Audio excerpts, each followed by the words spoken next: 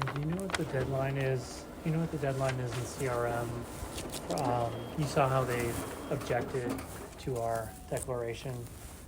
They object to everything. Yeah. Do you know what the date is that we have to respond to that? By any Their chance? objection. I'm getting confused with all the California deadlines. Okay. You don't think it's this week? Let's see. We should have it this week anyways. Oh, and that guy is something else. Oh, yeah, that's the worst.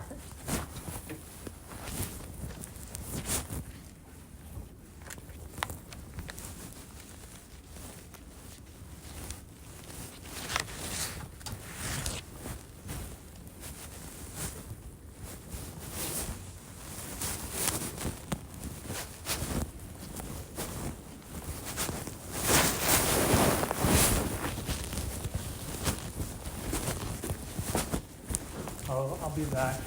Can you do that?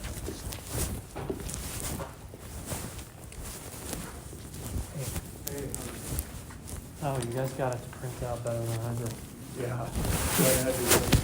Yeah, I didn't know. I actually read it electronically, so it's way easier to read electronically. Yeah. So it seems like things have been pretty consistent with expectations. Mm. Yep. You made a comment about like, the way you were supposed to work with this one. Yeah. And what you're used to.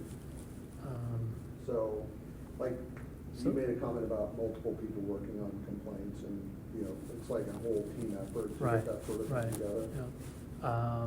Yeah, I mean, I don't know if it was multiple people working on them, I can't remember this now. But I mean, one of the main examples I used was like the complaint process, is like we take notice pleading very, very seriously, which is Right. something I've never done in the past, so that's an adjustment, getting used to just, you know, the very bare bones facts. Yeah, and I think it depends on the complaint that you're doing. Yeah, You know, it Yeah. depends on what you're doing. yeah, But I do feel like there are elements of the way you practice that are gonna take you some time to pick up. yeah, You know, I feel like you're highly intelligent and when you're picking things up. mhm, I do think you have some work to do to get there, right? Yep. And I think particularly on the substantive practice area, you know, I think it does feel a little outside your wheelhouse, some of the things that we've thrown you into. yeah, My sense too is that, you know, having lived in big firms, you're in an ecosystem where there are multiple players Mhm. in the food chain. yeah, And oftentimes it's just you and one partner here. right. You know, so I do feel like that's a contract. Is Yeah. that fair? Sort of, because I guess I'm coming from, like, before this, it was the plaintiff's firm, and then before that, it was the US Attorney's Office, and like, I think I mentioned in here, like, the culture is most like the US Attorney's Office, which is very roll up your sleeves and do everything yourself, which I like. So coming off the heels of those experiences, I think it's not too different. And in fact, I think one of my weaknesses, like, this didn't have like a strengths and weaknesses question, but like, I don't use our paralegals to the extent that I probably could. Like, for instance, on the CRM thing, it probably would have been helpful just to have somebody copy and paste into a chart. Yeah, like the formatting is all screwed up when you try to take it from the PDF into the Word document. But I've just been, you know, I just kind of take on those things myself and handle it myself, and it's probably not the best use of my time, so. So is that, So I don't feel like it's so much as an adjustment, like it's difficult to like do it. If anything, I think I need to delegate a little more. yeah, I think that's a fair comment. And you probably picked up that, you know, that habit of taking out your own garbage at the US Attorney's Office. Yep.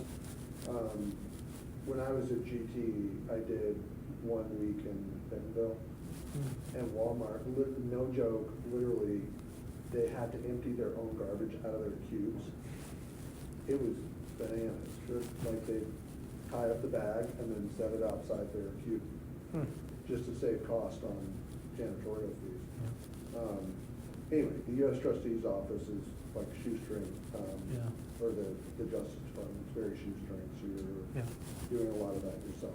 I think one of the areas that we do need to work on with the paralegals is keeping them engaged. So if you're working on a task where you're like, you know, this is perfect for a paralegal, have them do it for Mhm. sure.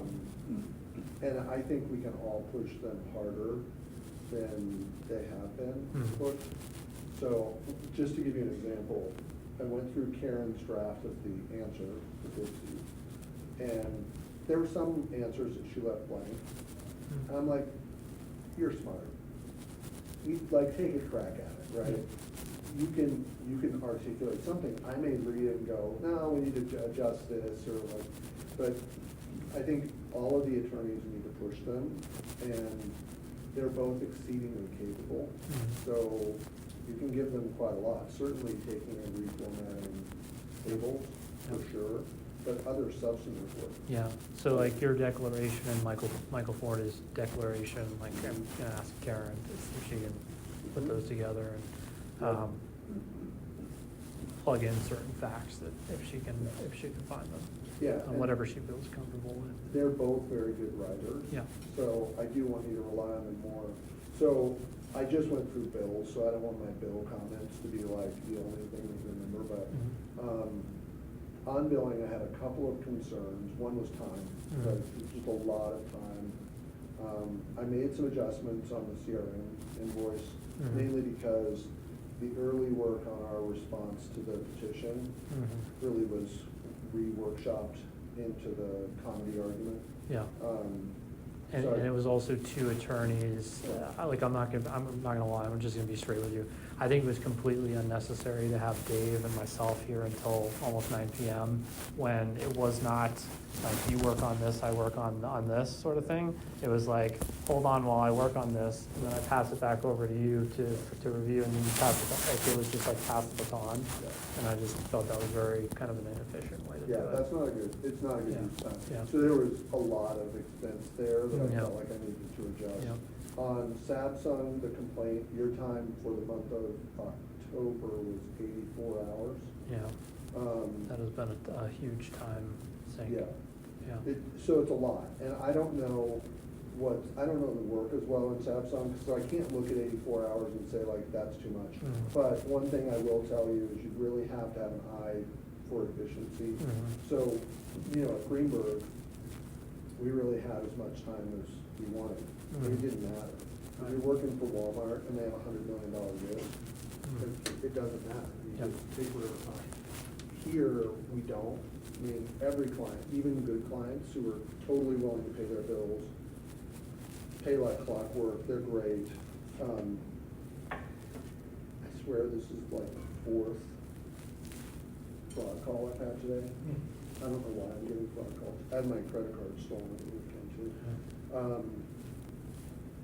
So anyway, just know that there's some efficiency that we have to be mindful of. Mhm. And I haven't read too much of your writing, but I would encourage you to really focus on like outlining what are the key points that I want to make, right? What are the key legal arguments that I want to assert? And structure that stuff before you jump into the writing. Mhm. Because sometimes I get the sense, and this has happened to me too, where I'm kind of writing while my thinking is evolving. Right. And if I do it that way, I get to the end and I'm just like, well, it's all kind of there, you know, like, but it's evolving while I'm in the middle of creating something, and then it's really hard. I feel wedded to the structure that I created in the first place. Whereas if I could learn the subject in advance, outline like, here are the elements of the claim, this is the element that I believe to be missing, and just, your draft becomes far more punchy. Right. Boom, boom, boom.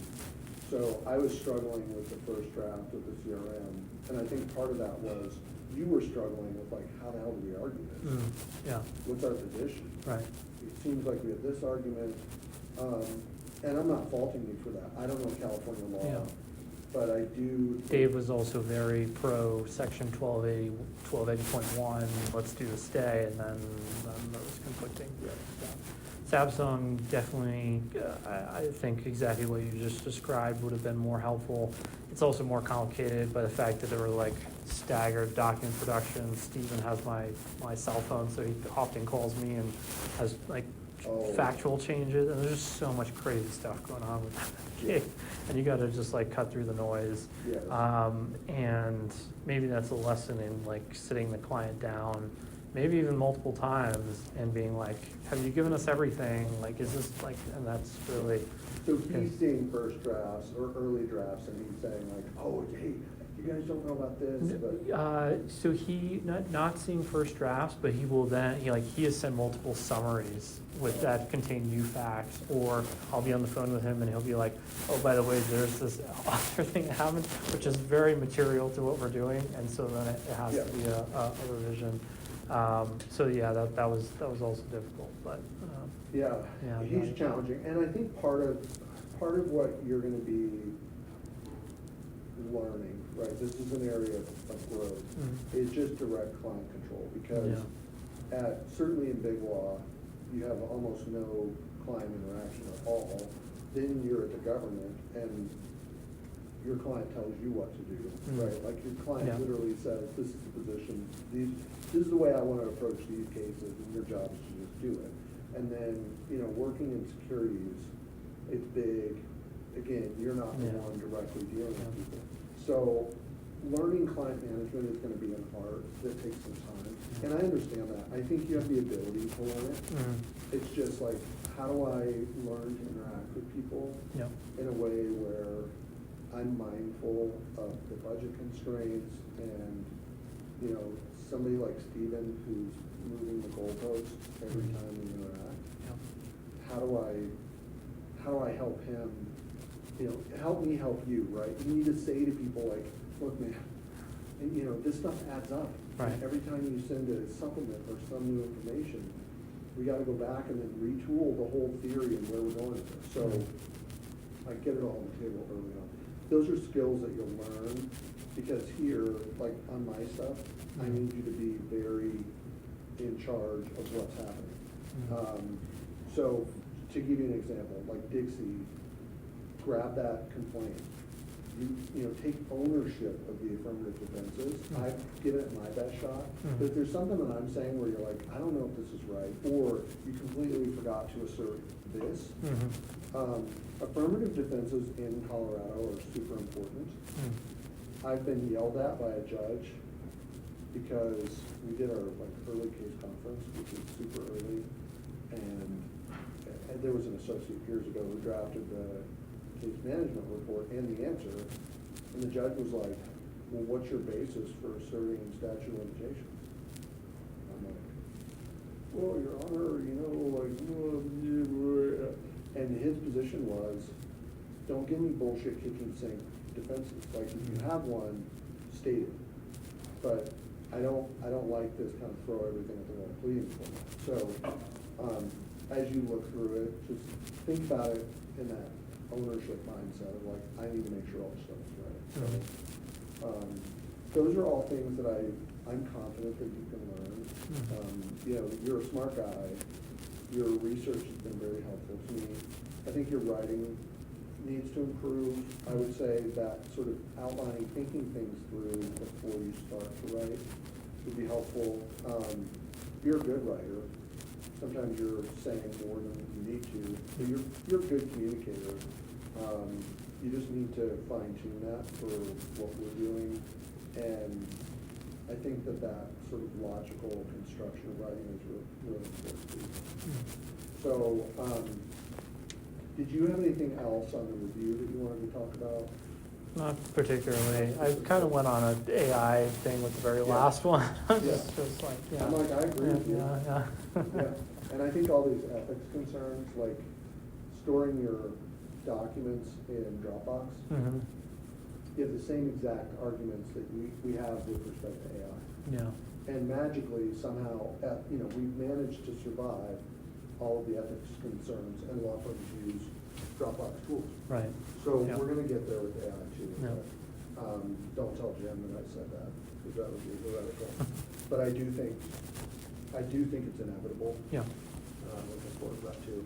So I wanted to touch on the investigation, because we haven't talked about it. Mhm. And I wanted to bring you up to speed. So the investigation report is done. Okay. You didn't discuss that in your response, but that's obviously a big event in the Mhm. first 60 days. The two big takeaways, and we'll give you a copy of the report so you can read it, but the big takeaways were, based on the communications that we got from Grace, it looks like she was not the one initiating those communications. Not that there was anything offensive in what you were saying or doing, but you were initiating those communications. And I would say the biggest concern that I have is deleting all of that. You know, you've been a lawyer for a long time, and you worked in the government, and like deleting evidence when there's a claim or an employee says like, you know, let's keep things professional. That concerns me, mainly from the perspective of judgment. Okay.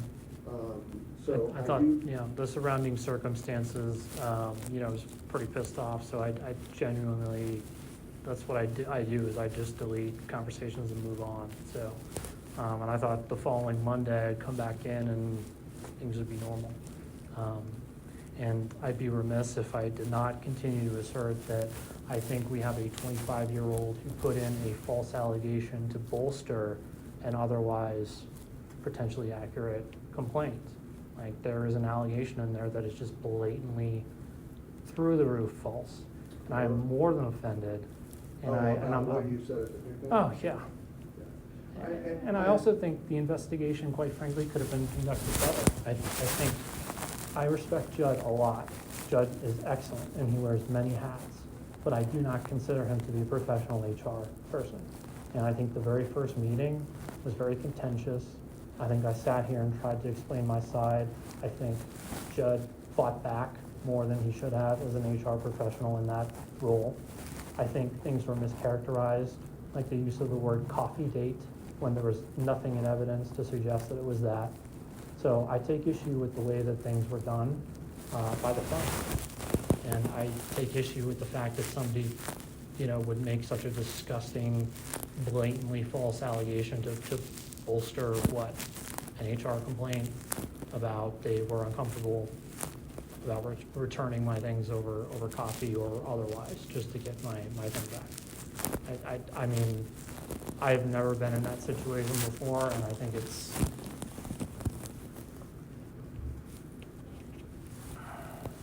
very offended, just. I understand you're offended, and you'll see from the report that Judd has taken into account all of the stuff that you just said. So it's not like we're not hearing you. I understand. And the conclusion of the report is not, Alex definitely said this and it's super offensive and he's in the wrong. That's not at all what the report is saying. The conclusions of the report are, your contention was that she was the one initiating communication. The communications don't show that. So I'm just telling you that's not what the record shows. There's verbal communications as well, but yeah. Yeah, and then, I mean, and that may be, as far as what was said at the picnic, you know, he said, she said, I do not, in my view, I have not reached the conclusion that you said something offensive. I wasn't there, I didn't hear it. You say you didn't, she says you did. I have no way to reach a conclusion of that. None of us do.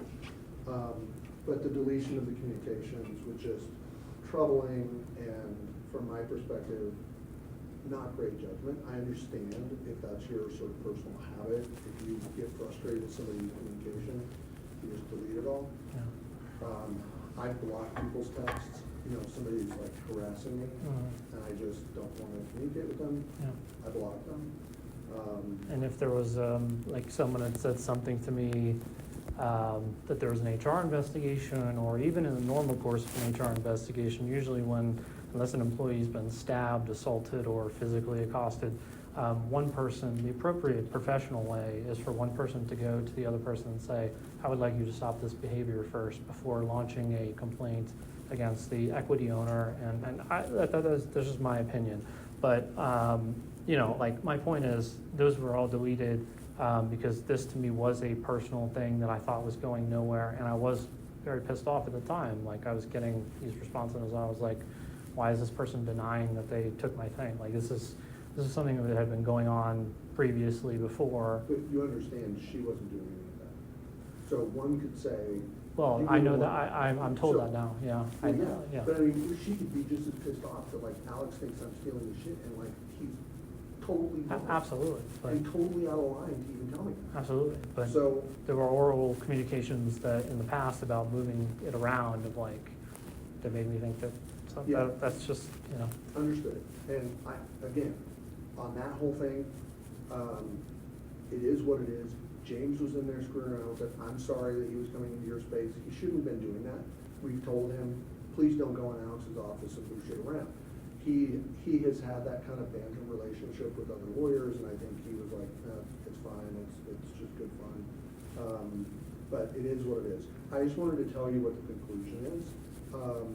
I don't wanna have this kind of conflict again, you know, whatever it may be. And I will say that I appreciate that you've come in and interacted with the team. I have not observed you acting in a way.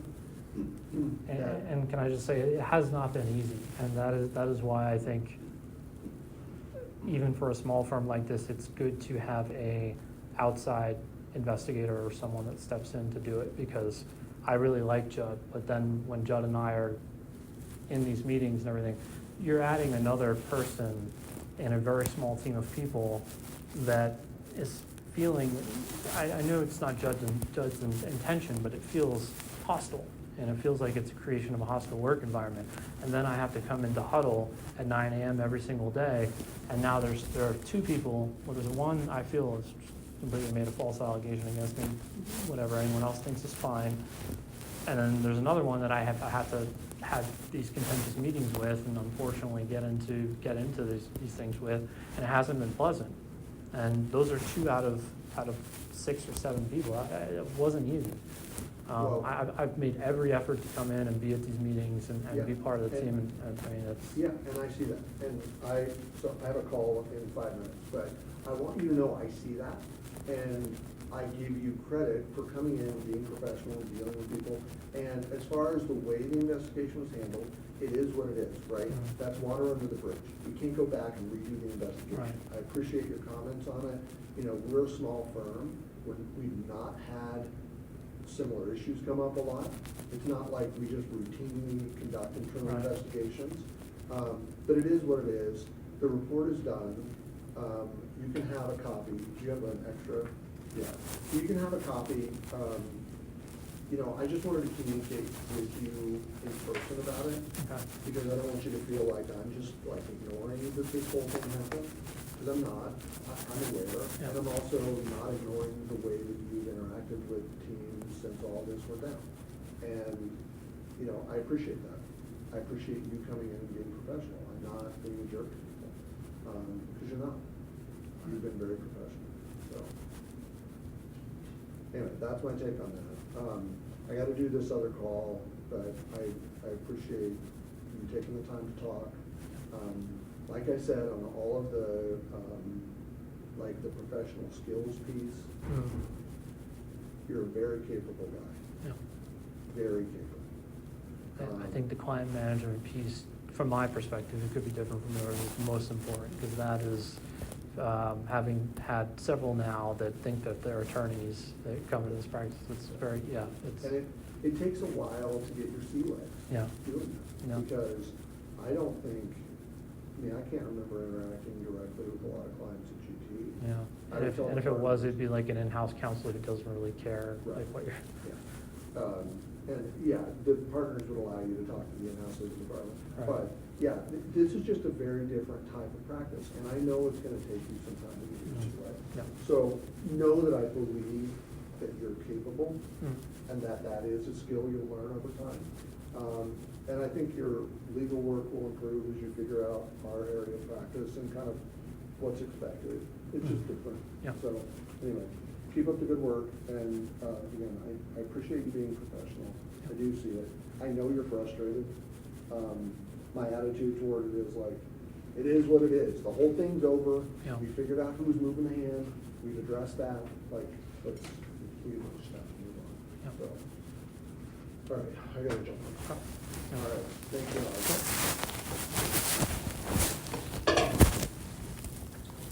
And then I'm just about done with the objections, so I'm gonna ask Karen to do the declarations so that I can turn to Dixie, because that's the one that's Yes. deadline tomorrow instead of CRM. Yeah, that shouldn't take a ton of time, Yeah. but yes, it needs more immediate attention. Okay, yeah. The deadline. Oh, no problem. Did we figure it out? So it looks like, and this may be a question for Alan Gordy, Okay, I can go. just to confirm, but what it looks like is when an evidentiary objection is made, since there was a hearing attached to it, they had to make the objection 2 days before the hearing. I don't see where it even talks about a reply. Oh, interesting. Um, Oh, right, I think we got into this a little bit. And so, from what I'm seeing, it looks like the objection would be raised at the hearing. Right, The objection to the objection, or Yeah. whatever, so that's so I'll what I'm check in with looking him. at. Yeah, it's probably based off the hearing date. Yeah, but and yeah. since that hearing was essentially a bust and has been Moved rescheduled to December 2nd, right? Yep, okay, Yep. perfect. And then for CRM, Okay. could I have you start, so we need to do, so if you saw our opposition, we did a declaration for Dan. Yep. We'll want to do a supplemental declaration for Dan, Okay. and one for Michael, I don't know if it's Ford or 40, however we say 40. I think it's, Yeah, the E is and pronounced. then, they're both gonna be short, so, they can just be like shells and then, And I'm leaving it an hour. oh, So if okay. Yeah, it's- this is, if it's today, yeah, this can be, can you just, do you have time to create the shells? Okay, yeah, then that's perfect. Thank you. you're welcome. Yep.